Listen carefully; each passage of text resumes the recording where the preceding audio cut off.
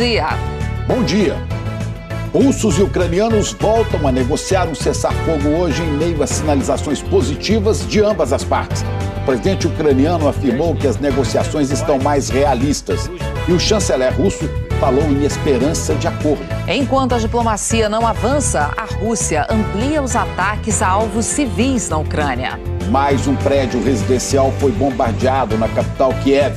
Mísseis russos também atingiram uma estação de trem e um parque em Zaporíjia. Autoridades da cidade portuária de Mariupol acusam as tropas russas de tomarem um hospital e fazerem médicos e pacientes reféns. Uma família da Paraíba está há 2 semanas sem notícias de uma brasileira que mora em Mariupol com o marido ucraniano.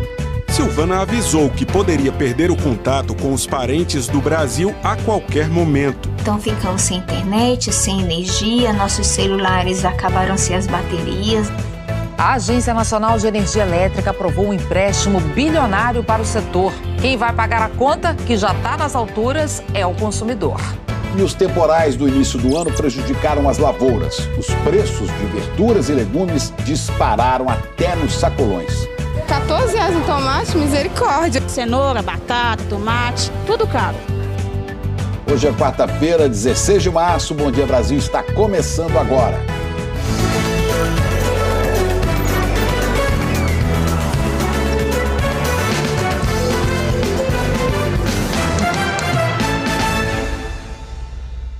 Hoje é o 21º dia da invasão da Ucrânia e a Rússia voltou a bombardear a capital Kiev e atingir áreas residenciais. Enquanto isso, negociadores dos dois países se encontram novamente para tentar chegar ao acordo de paz.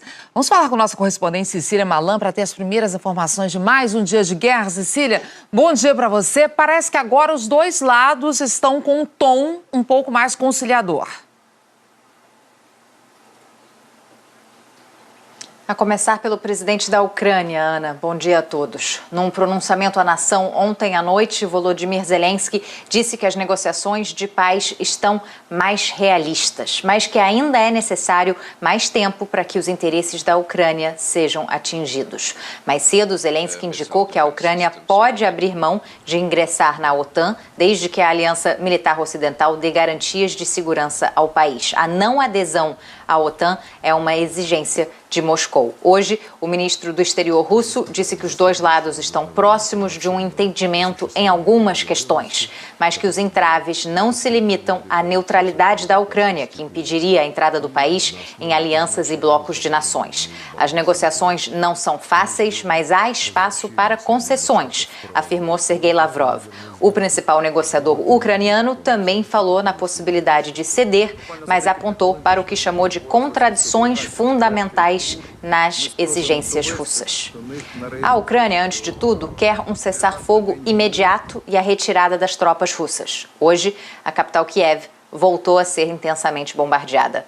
Os mísseis atingiram, mais uma vez, áreas residenciais da cidade, que está sob toque de recolher desde ontem à noite até amanhã de manhã. 2 pessoas ficaram feridas. O serviço de emergência de Kharkiv, segunda maior cidade do país, anunciou que 500 pessoas morreram desde o início da invasão. Os russos intensificaram a artilharia em meio a relatos de que as tropas terrestres não avançam. Segundo o serviço de inteligência britânico, a resistência e a tática ucraniana de destruir pontes estão funcionando.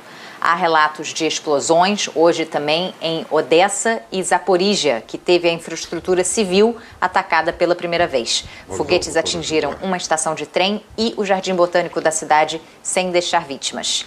É em Zaporíjia que chegam os desalojados que conseguem fugir de Mariupol, cidade portuária cercada e intensamente bombardeada pelos russos há 2 semanas.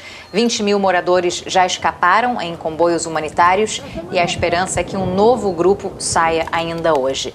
Mas a Rússia e aliados separatistas ainda não deixaram ajuda humanitária entrar em Mariupol. A vice-primeira-ministra da Ucrânia diz que tropas russas tomaram um hospital e mantém como reféns 400 pessoas, entre médicos, funcionários e pacientes, e que tiros estão sendo disparados de lá. A gente segue acompanhando. Ana, Chico. Até já com outras informações, Cecília.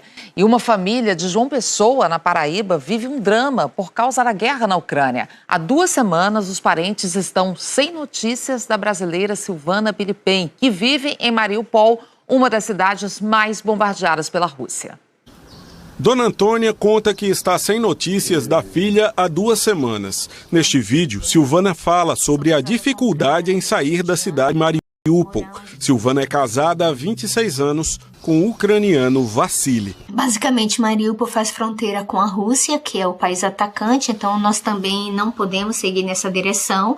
E se fôssemos para uma outra direção, em sentido Polônia, Hungria, teríamos que atravessar todo o território ucraniano, o que não seria viável diante das circunstâncias e da distância, né? A angústia da família aumentou quando Silvana contou detalhes da guerra bem próxima da casa onde vive o casal. Ela falou sobre a situação lá, né?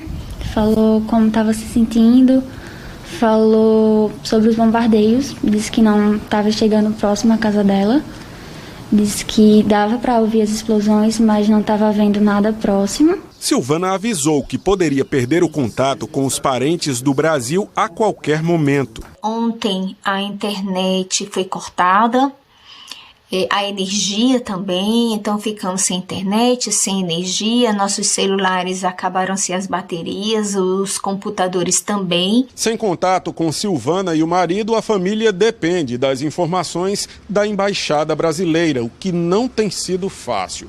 Mas nesta terça-feira, o Conselho Municipal de Mariupol informou que 2.000 carros particulares conseguiram sair da cidade.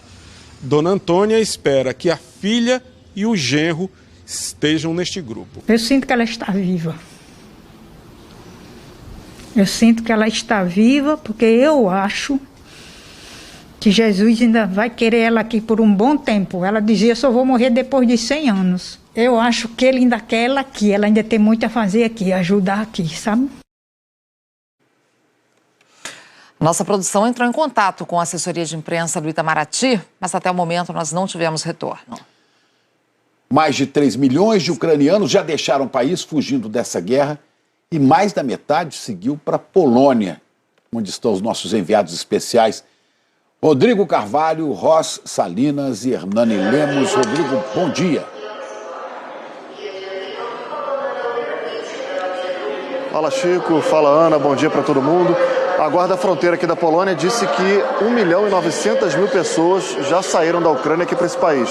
Mais de 500 mil já pode ter deixado a Polônia. São pessoas que passam 1 ou 2 noites aqui, como estações de trem, como essa, e seguem para países mais a oeste, geralmente, países mais ricos, com mercado de trabalho melhor.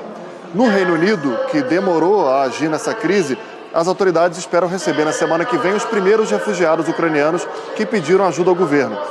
A ministra das Relações Exteriores agradeceu ao povo britânico pela incrível generosidade depois que mais de 122 mil pessoas demonstraram interesse em hospedar pessoas que estão indo embora da Ucrânia. Já são 3 milhões de refugiados da guerra na Ucrânia, a maioria crianças.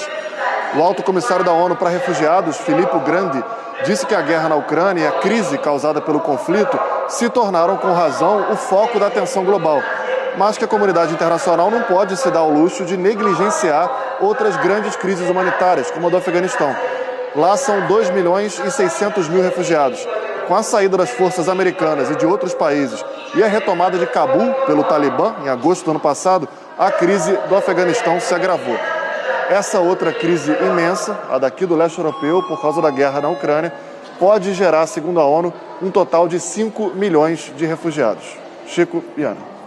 Obrigada, Rodrigo. E ainda sobre a guerra, o presidente Volodymyr Zelensky vai falar ao Congresso americano hoje pela internet. Então vamos para Nova York, Candice Carvalho tem os detalhes. Oi, Candice, bom dia. Deve ser mais um pedido de ajuda militar. Isso mesmo, Ana. Bom dia para você, bom dia a todos. Zelensky também deve renovar o pedido, aquele pedido específico de apoio aéreo para a Ucrânia conseguir resistir os ataques da Rússia. Ontem, Zelensky insistiu na criação da zona de uma exclusão aérea num discurso que ele fez ao parlamento do Canadá.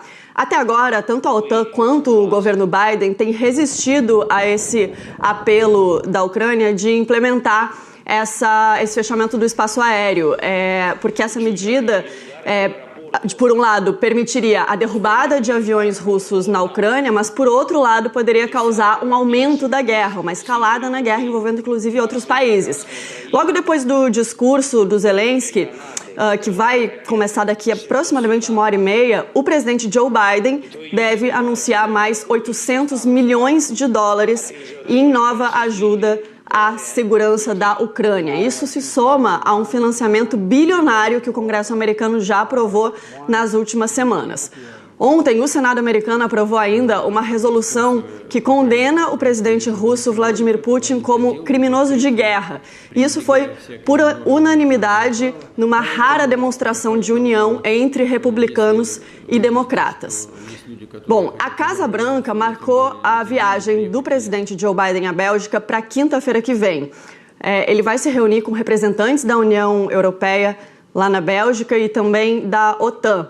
Hoje, o secretário-geral da OTAN, o Jens Stoltenberg, e o secretário de Defesa dos Estados Unidos, o Lloyd Austin, reafirmaram o compromisso conjunto de apoiar a Ucrânia contra a invasão da Rússia. O Stoltenberg disse que o aumento da presença de tropas americanas na Europa é uma forte mensagem da unidade da aliança nesse momento. Eles conversaram antes da primeira reunião da OTAN desde o início da guerra na Ucrânia. O secretário-geral da OTAN convocou essa reunião extraordinária para abordar as consequências da invasão da Rússia, também para falar do apoio que a aliança pode dar à Ucrânia e para falar também do fortalecimento da OTAN nesse momento. A reunião ainda está acontecendo enquanto a gente conversa aqui, Ana e Chico. Tá bom, muito obrigado, Candice. E agora vamos falar de Brasil. Miriam Leitão já está aqui com a gente. Bom dia, Miriam. Bom dia, Chico. Bom dia, Bom Ana dia. Paula. Bom dia a todos que acompanham o Bom Dia Brasil. Miriam, vamos às nossas encrencas, né? O Banco Central decide hoje a nova taxa de juros da economia, de olho na inflação, de olho na guerra. Como é que é? Vem aí mais uma alta de juros? Vamos chegar aonde? Pois é, Chico, essa é a pergunta. Hoje vai subir sim, os juros vão subir 1 ponto percentual, essa é o que a maioria dos economistas do mercado acha. Tem um grupo minoritário que acha que pode subir até 1,5%. Mas o mais importante é que, desde a guerra, eles estão prevendo que o Banco Central vai aumentar mais os juros. Estava todo mundo achando que ia ficar ali talvez em torno de 12% esse ano, mas já falam em 13%, ou seja, vai subir por mais tempo a taxa de juros. E isso porque a inflação, que já estava alta, a previsão era de queda esse ano, vai continuar ao longo do ano, vai diminuir um pouco, como eu tenho dito aqui, mas cada vez menos, cada vez as previsões são de mais inflação. Portanto, todo o cenário econômico brasileiro e mundial piorou a partir da guerra da Rússia contra a Ucrânia. Tudo se deteriorou. No Brasil, eu tinha falado aqui que chegaria ao posto de gasolina e a padaria, já chegou. E agora a taxa de juros vai subir mais do que já subiria.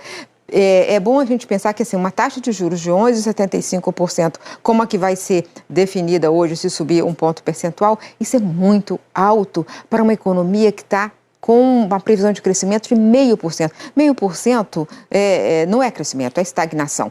Então, a gente está com uma situação econômica pior por causa da guerra. Estava ruim antes, mas ficou pior a partir de todos esses efeitos, todos esses estilhaços que atingem todas as economias, Ana Paula. Miriam, fica por aqui para a gente falar de uma outra questão. Depois de 7 meses pagando uma taxa extra na conta de luz, vem aí um novo aumento para todos nós consumidores. E um empréstimo bilionário para socorrer as distribuidoras de energia vai pesar nessa conta. Só que no ano que vem. Heraldo Pereira vai explicar isso melhor aqui para a gente. Heraldo, bom dia para você. O governo está jogando essa conta para frente, mas vai bater no bolso do consumidor de qualquer jeito. É conta para o ano que virá. Bom dia, Ana Paula, Miriam, Chico Pinheiro. Bom dia especialmente a você, que está sempre conosco aqui no Bom Dia Brasil. O aumento que deverá ser pago é em consequência de um empréstimo que foi para socorrer as distribuidoras de energia, depois da crise energética do último ano, escassez hídricas, enfim. Nesta terça-feira, a ANEEL, que faz a regulação do setor, definiu que vai cobrir esses custos em 2023. O objetivo, segundo a agência, é dividir o valor a ser pago para diminuir o impacto na conta de luz. O reajuste da tarifa de energia no Distrito Federal vai vir em outubro. O do ano passado foi de 11,69%. A artesã Isa sentiu o peso na conta, que também ficou mais cara por causa das bandeiras tarifárias que a gente está pagando desde o ano passado. Antes, ela pagava pouco mais de R$100. O último boleto passou dos 200. E aqui a gente está fazendo uma economia de guerra. Eu tenho alguns aparelhos domésticos que a gente não utiliza mais devido ao aumento do valor da tarifa de energia. Os reajustes anuais de tarifa acontecem ao longo de todo o ano, em meses diferentes, dependendo da distribuidora de cada região. Para cobrir temporariamente os custos do setor e evitar um aumento ainda maior nas contas deste ano, a Agência Nacional de Energia Elétrica aprovou um empréstimo de R$10,5 bilhões de reais. Sem esse dinheiro, o aumento médio da conta em 2022 ficaria em torno de 17%, de acordo com uma estimativa feita pela empresa especializada TR Soluções. O empréstimo é para cobrir despesas do setor elétrico do ano passado, quando o país enfrentou a maior estiagem dos últimos 90 anos, desde que esse índice passou a ser medido. Para manter o fornecimento de energia, o setor passou a contrair dívidas, gerando energia térmica, que é muito mais cara, e importando energia. Além disso, as distribuidoras tiveram que adiar algumas cobranças por causa da pandemia. O empréstimo negociado agora é para pagar essa conta, que será repassada para o consumidor, mas só a partir do ano que vem. A ANEEL divulgou ontem as regras para o repasse da primeira metade do empréstimo às distribuidoras, R$5,2 bilhões. Será feito em 54 meses, 4 anos e meio. A ANEEL diz que isso deve reduzir em 2,5% o impacto que poderia haver nas tarifas deste ano, mas não divulgou o impacto nas contas a partir do ano que vem. O presidente do Instituto Ascende Brasil lembra que já estamos pagando a bandeira de escassez hídrica, medida que encarece a conta, mas não arrecadou o suficiente. Numa situação como essa, você começar a pagar esse de uma vez só, no aumento tarifário que estaria acontecendo a partir de agora, seria uma carga pesada demais para ser suportada pelo consumidor de energia. Então veio como solução paliativo esse financiamento, né, que dilui esse impacto ao longo dos próximos anos até 2025.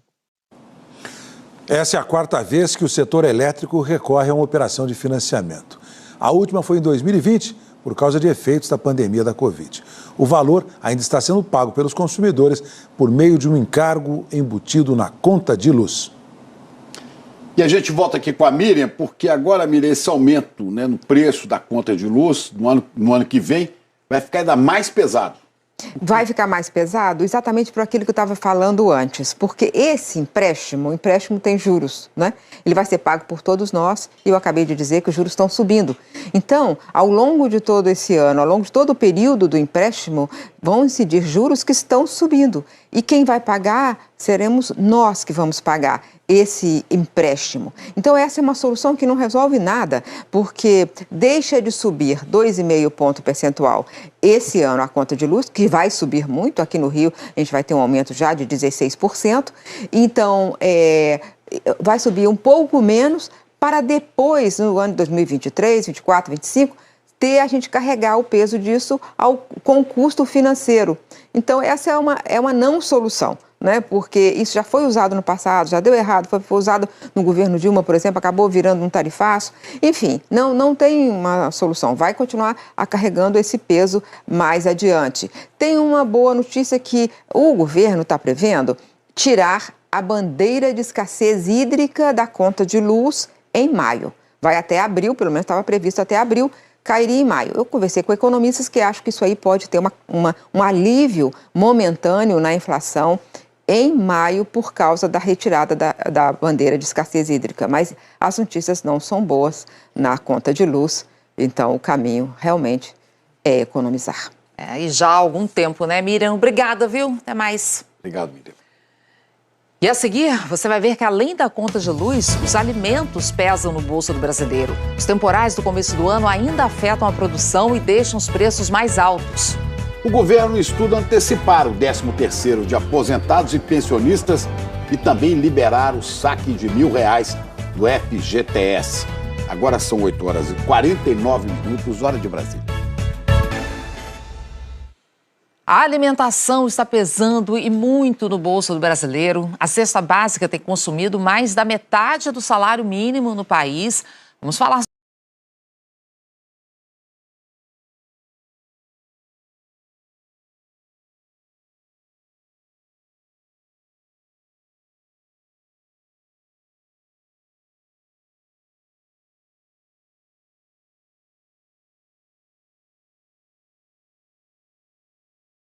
sobre isso com a Aline Aguiar, lá em Belo Horizonte. Aline, bom dia para você. Até no sacolão, né, onde muita gente vai em busca de economizar, as compras têm ficado mais caras. Precisa pesquisar.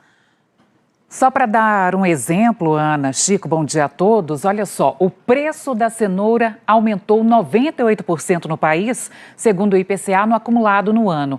Aqui em Belo Horizonte subiu ainda mais, 159%. Aí o jeito tem sido abrir mão de alguns produtos.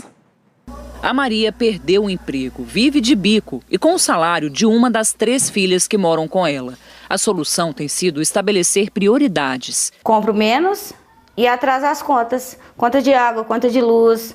Eu vou atrasando para poder botar os alimentos em casa. O valor da cesta básica aumentou em todas as capitais no mês passado, segundo o DIEESE. O trabalhador comprometeu, em média, mais da metade do salário mínimo com ela.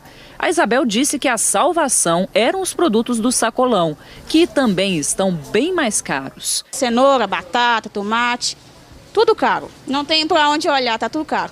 Eu tenho até medo de olhar para os lados. Este coordenador técnico da Emater, a empresa de assistência técnica e extensão rural do estado de Minas Gerais, explica que os temporais do começo do ano em várias regiões do país acabaram prejudicando a produção de alimentos. Minas Gerais e São Paulo são os maiores, produtores de hortaliças. São Paulo também houve essa quantidade maior de chuvas nesse período. Então, o que ocorreu? Houve uma redução, da oferta de hortaliças, o que levou a uma elevação maior dos preços.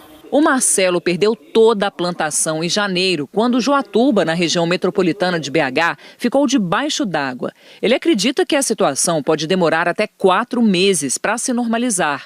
Rúcula, de 30 a 40 dias a gente já está colhendo, alface também. Agora, os mais demorados são cenoura, couve-flor, brócolis, que aí já demora na faixa de 120 dias. Enquanto isso, o consumidor anda optando por outros sabores. A Carolina comprou o jiló, que está saindo pela metade do preço neste sacolão. Não é todo mundo que gosta, tem esse amargor, mas vai do freguês. O paladar de acordo com o bolso hoje. Para não perder cliente, este sacolão em Belo Horizonte está apostando na promoção de frutas. E elas estão ocupando cada vez mais espaço aqui. Nesta banca, por exemplo, em que ficariam pelo menos 5 produtos, só tem banana. O preço está R$ 3,00 mais barato do que na semana passada. Se tiver uma mercadoria aqui que não dá para ele levar, ele vai em outra opção, Procura as outras opções para o bolso dele. A Débora olhou o preço da batata baroa, quase R$ 20,00. Do tomate. R$ 14,00 no tomate, misericórdia. Levou banana. Porque verdura é assim, um dia tem uma promoção, a gente corre lá e compra. No dia que não dá para levar, a gente não leva. Segundo o DIEESE, as altas mais expressivas da cesta básica foram em Porto Alegre, Campo Grande, Goiânia e Curitiba. Ana Chico, outro dia eu fui fazer sacolão, eu vi abacate a R$ 48,00 o quilo aqui em BH, desisti. Pois, tá fogo, viu? Tá danado. Obrigado, Aline. Olha, e o sobe e desce do petróleo no mercado internacional também está pesando no bolso do consumidor. Depois de ficar abaixo dos $100 pela primeira vez no mês, o barril do petróleo, o tipo Brent, que é o mais negociado, voltou a subir, mas já desacelerou de novo. Heraldo, e o impacto sobre os preços aqui no Brasil ultrapassou até o debate econômico, Há desdobramentos que são políticos. O Supremo Tribunal Federal já havia sido acionado a uma ação de inconstitucionalidade por omissão do Congresso, relatoria da ministra Rosa Weber, em que o governo pede ao Judiciário a unificação do ICMS cobrado pelos estados e Distrito Federal sobre combustíveis. Na semana passada, aliás, no Congresso foi aprovado um projeto em que o ICMS passa a ter alíquota única em todo o país.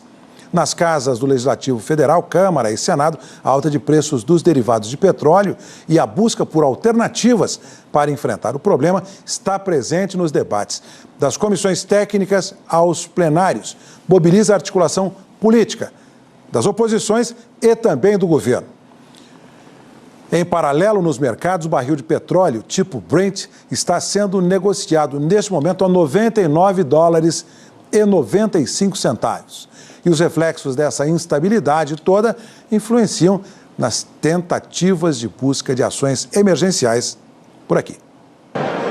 A ministra Flávia Arruda, da Secretaria de Governo, que faz a interlocução política em âmbito federal, disse ontem, em evento de filiação do partido dela, o PL, que zerar a cobrança de PIS/COFINS da gasolina pode ser uma alternativa para enfrentar a alta dos combustíveis. Segundo a repórter Bianca Lima, nossa colega da Globo News, a equipe econômica já está fazendo cálculos de quanto seria a perda de arrecadação com a redução de tributos sobre a gasolina. A estimativa é de quase 27 bilhões de reais aos cofres públicos. E se a mobilização no mundo da política, articulações, Gerson Camarote, bom dia a você. O que é que vai sair daí em relação a combustível para o consumidor? Medida prática, bom dia. Heraldo, bom dia a todos. Mesmo com esse novo patamar do barril do petróleo internacional, o que dá um alívio à equipe econômica, que a gente vê a pressão política, sim, justamente nesse sentido que colocou a ministra Flávia Arruda, de zerar PIS/COFINS da gasolina. O presidente Jair Bolsonaro, ele tem uma preocupação muito especial nesse ano eleitoral com o efeito da elevação do preço dos combustíveis aqui no Brasil e quer reduzir a qualquer custo. O que é que a gente tem? A equipe econômica tentando centrar exclusivamente numa solução para o óleo diesel. O presidente Jair Bolsonaro e a área política do governo como um todo insistindo em algo muito maior, algo que atinja também a gasolina, o botijão de gás. Então, essa é o gás de cozinha, essa é a avaliação da área política. E o governo está meio perdido nesse momento. O presidente agora, usando esse novo patamar, chegou a $140 o barril, agora está no patamar de $100 o barril. Ele usando isso para pressionar uma redução do valor dos combustíveis pela Petrobras, e a equipe econômica tenta ganhar tempo nesse sentido. Agora, está perdido por quê? Porque agora tem até proposta dentro da equipe econômica do Ministério de Minas e Energia, como a gente viu no Globo, de um novo imposto sobre os combustíveis. E isso causa reação dentro da área política do governo. Agora, Camarote, bom dia para você. Fica aqui com a gente para a gente comentar um outro destaque. Outra notícia de Brasília que é destaque na página de economia do G1, que é essa daqui, olha. O governo federal decidiu repetir nesse ano a antecipação do pagamento do 13º salário de aposentados e pensionistas do INSS. Essa medida já foi adotada em 2020 e 2021 por causa dos efeitos econômicos da pandemia de Covid. Informação é da comentarista Ana Flor e a coluna apurou também isso aqui, olha, que o governo ainda está discutindo alguns detalhes, o anúncio oficial deve ser feito amanhã. E outra informação que a Ana Flor traz é que o governo deve liberar um saque de R$1.000 do FGTS para trabalhadores com carteira assinada. Reportagem completa está lá no g1.com.br ou no aplicativo do G1, que você pode baixar no seu celular. Ou seja, Camarote, no meio desse debate aí que a gente está vendo de petróleo, de preços de combustíveis, o governo também estuda um pacote de bondades. Sim, Ana, bom dia também ao Chico. Sim, em ano eleitoral esse é o objetivo do governo, trazer alívio à população, principalmente a população com renda mais baixa. Agora, você tem um efeito colateral nisso, que há uma preocupação. Quando você tem um estímulo como esse no consumo, porque isso vai atingir o consumo especificamente, você pode pressionar a inflação. A lógica do governo é o seguinte: você tem, com juros muito altos, a gente estava vendo a Miriam Leitão falar isso agora há pouco, você tem que estimular o consumo para não paralisar a economia. Agora, o governo está olhando, na prática, o ano eleitoral. Por quê? Isso foi explicado e bem explicado no período da pandemia. Houve essa mesma medida de antecipar o 13º salário para o primeiro semestre. Isso no ano de 2020 e no ano de 2021. Agora, esse estímulo à economia está sendo, sim, pressionado pelo Palácio do Planalto e a equipe econômica tentando atender, pelo menos em parte, as demandas eleitorais do governo Bolsonaro. Chico, Ana. Obrigado, Camarote. Bom, vamos falar agora de tempo. A chuva tem marcado presença, principalmente no Nordeste. Só em Salvador já choveu mais da metade do que era esperado para o mês de março inteiro. Marcelo, essa água toda tem explicação, hein? Bom dia. Tem sim, viu, Chico? São 2 sistemas que estão atuando em áreas diferentes do Nordeste. Bom dia para você, bom dia para Ana e também para os nossos amigos e amigas. Esses sistemas ganham força nesse período que já é considerado chuvoso na maior parte do país. E como a umidade está em alta na região, as nuvens de tempestade se formam com mais facilidade. E os 2 sistemas estão aqui. Primeiro, o VECAM, o vórtice ciclônico em altos níveis que está favorecendo chuva para boa parte da Bahia e para o sertão nordestino.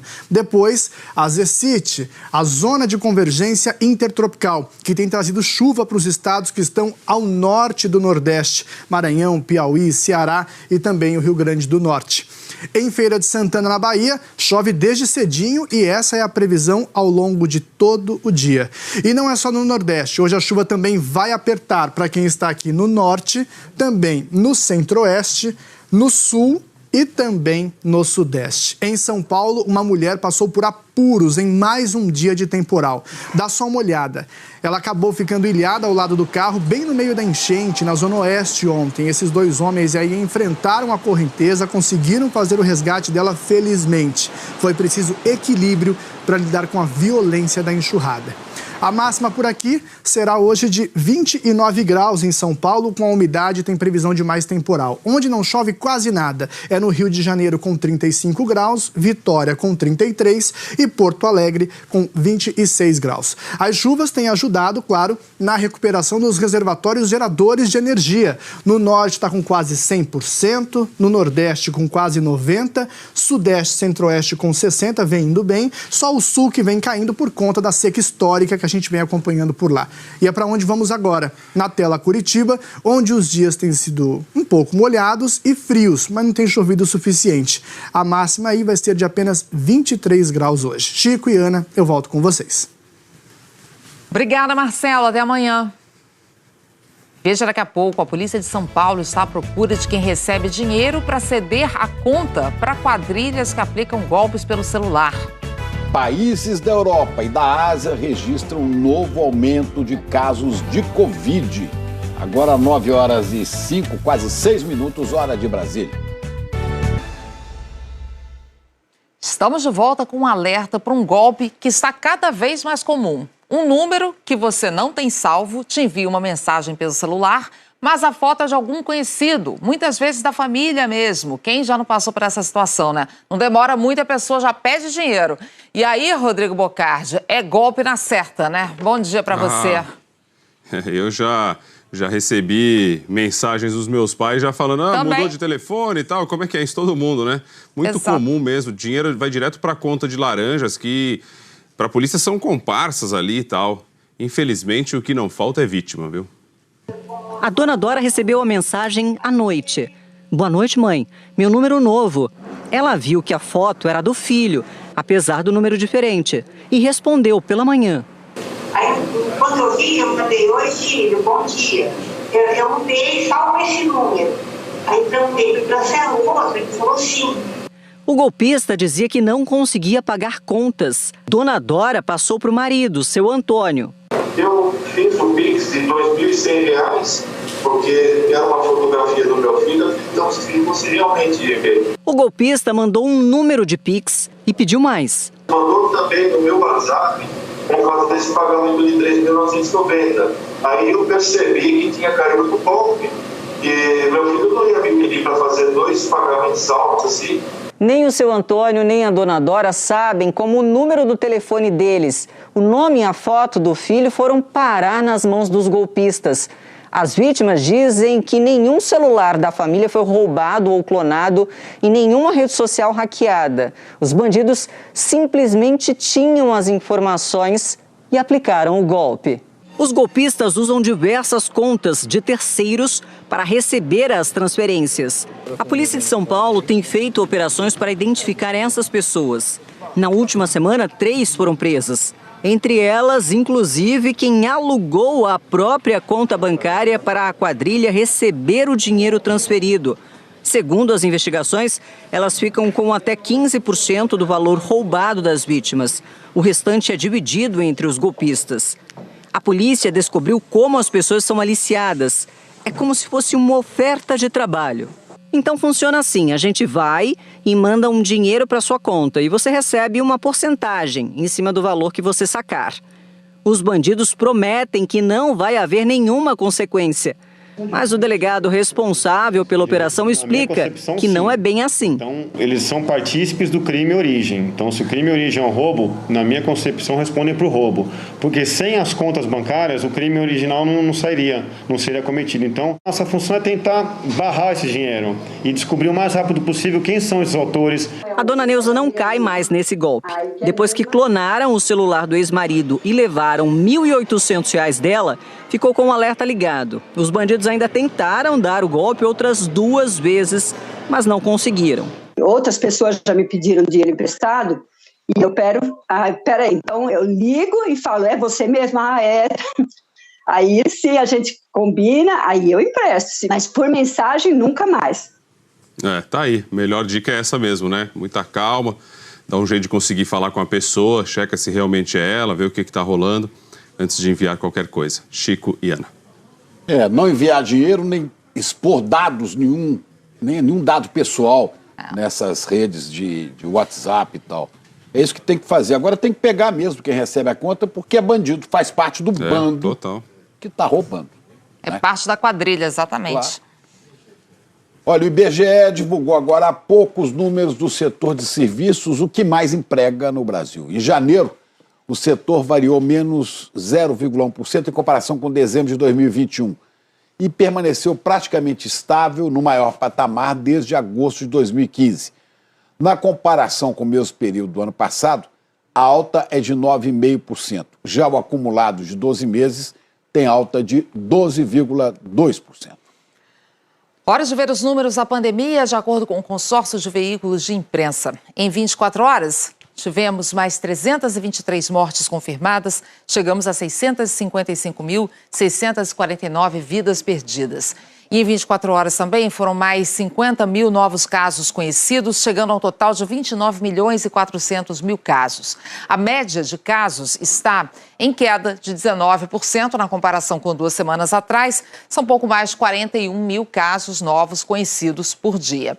Média de mortes está em queda também de 24%, estamos com 388 mortes por dia. Agora os dados da vacinação.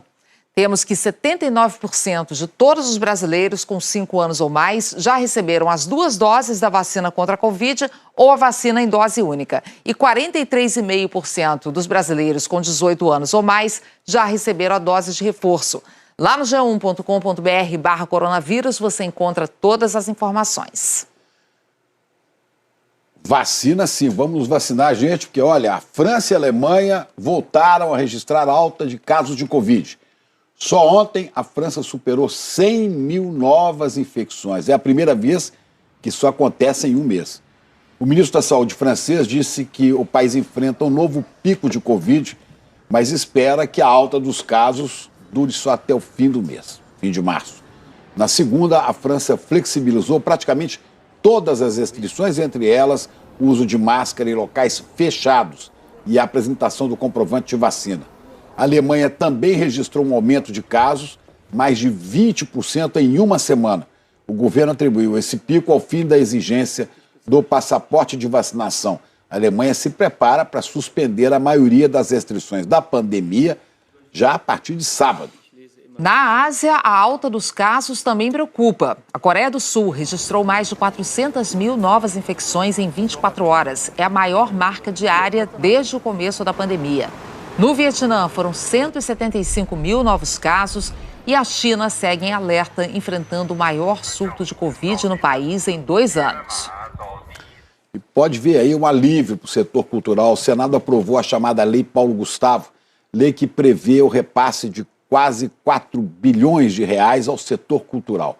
O texto foi batizado em homenagem ao ator Paulo Gustavo, que morreu de Covid em maio. Heraldo, conta mais pra gente disso aí. Chico, a proposta é resultado de mobilização indispensável, mobilização política de integrantes do setor cultural junto ao Congresso. Prevê que o dinheiro será repassado para estados, Distrito Federal e municípios como forma de se tentar reduzir o grande impacto da pandemia sobre o setor cultural. O projeto agora segue para a sanção do presidente Jair Bolsonaro. De acordo com o texto aprovado no Congresso, a União irá repassar 2 bilhões e 700 milhões de reais para o setor audiovisual e 1 bilhão para ações emergenciais do setor cultural por meio de editais e de outras formas de seleção pública. Quem receber esses recursos deverá fazer exibições gratuitas e prestar contas do dinheiro. O repasse dos recursos pela União deverá ocorrer em, no máximo, 90 dias após a publicação da lei. Os senadores derrubaram sugestões da base governista aprovadas pela Câmara e reincluíram pessoas LGBTQIA+, entre os grupos que deverão participar das produções artísticas, e excluíram um trecho que ampliava o poder do governo federal sobre os repasses. O secretário nacional de Fomento e Incentivo à Cultura, André Porciúncula, criticou as mudanças feitas no Senado e disse que acredita que o presidente Jair Bolsonaro vai vetar a proposta. Do Congresso para o Judiciário, o Superior Tribunal de Justiça anulou as condenações impostas pelo Tribunal do Júri no Distrito Federal ao empresário Nenê Constantino. Ele havia sido condenado a 28 anos de prisão por ser considerado mandante da morte de um líder comunitário e de um motorista de ônibus que trabalhava numa antiga empresa de viação que pertencia a Nenê Constantino.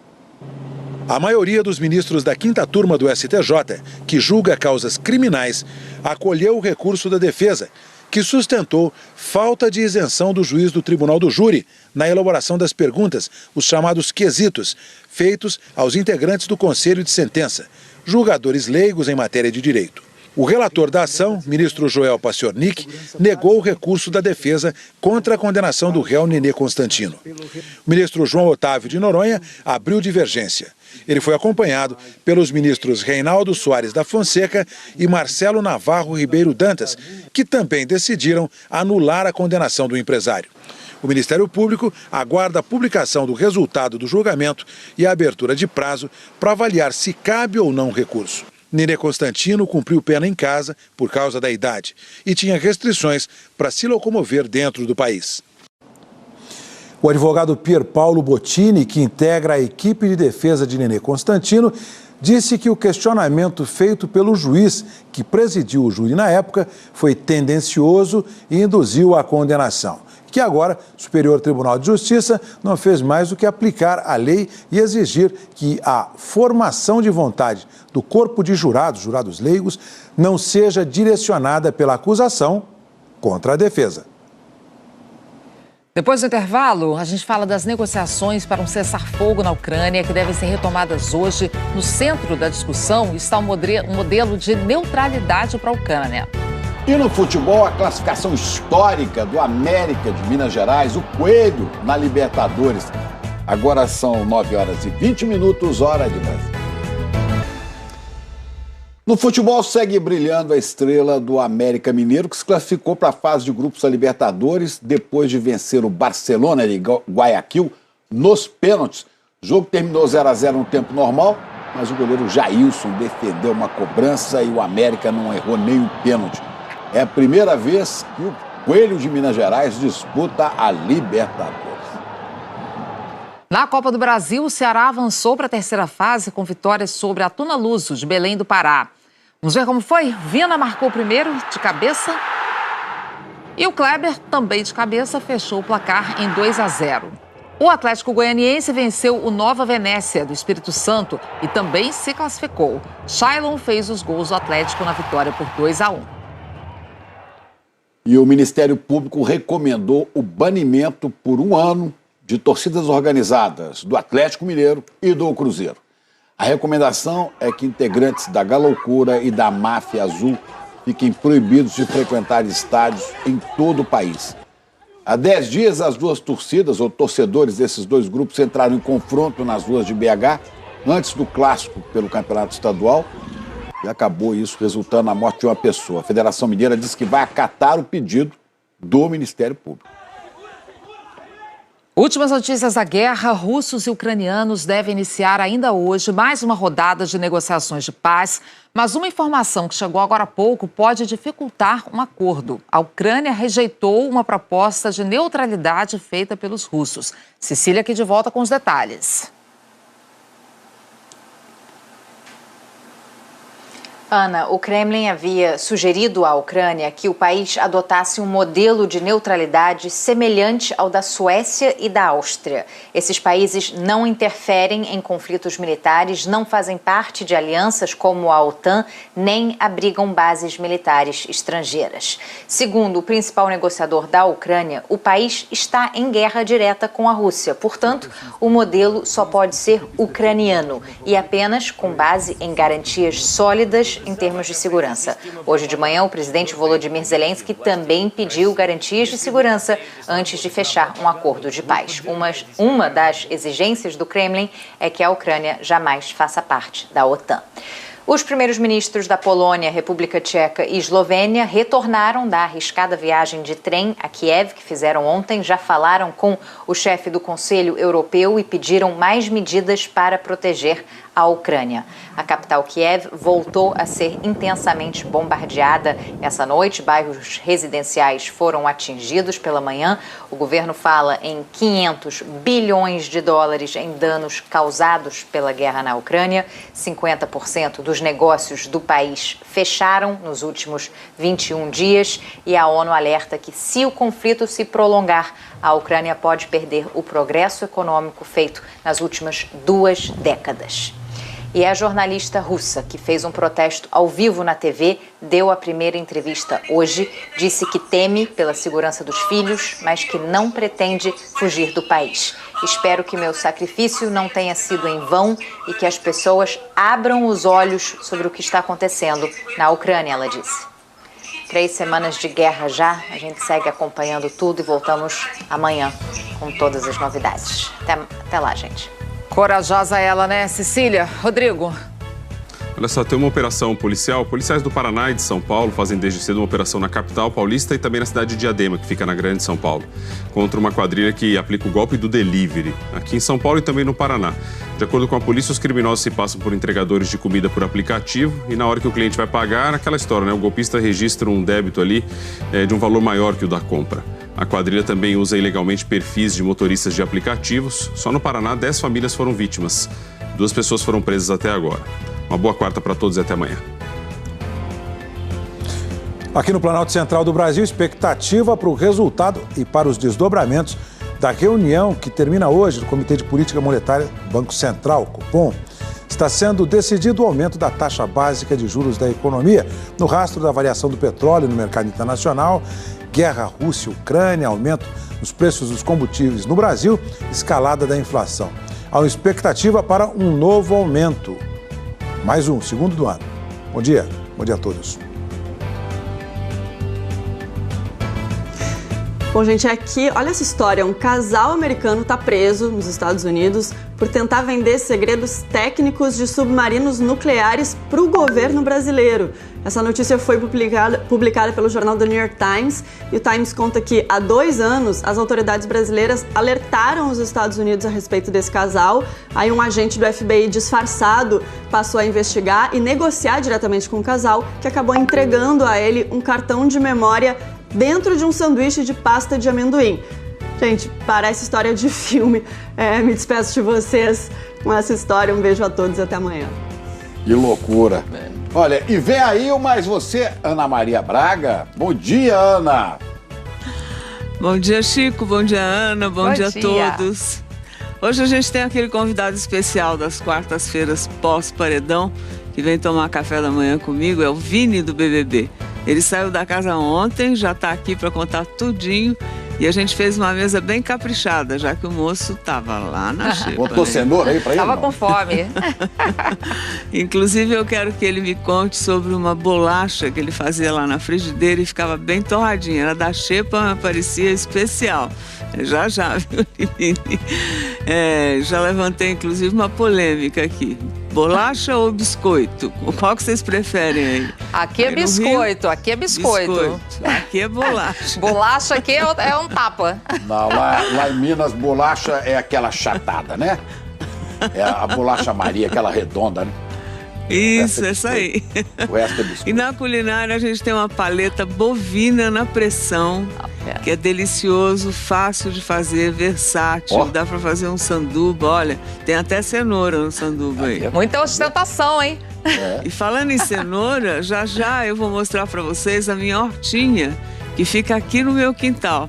Tá linda, o Fabrício Batalhin tá lá e já. Vocês vão conhecer o que essa chuva ajudou na minha horta nessa semana. Choveu na horta. Choveu na horta. Vamos ver então com mais você, com a Ana Maria. Ótimo dia, a gente se encontra amanhã. Até lá.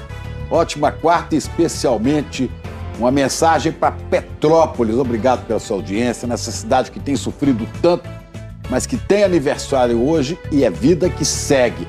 Força para os petropolitanos, não é isso? Petropolitanos. É isso aí.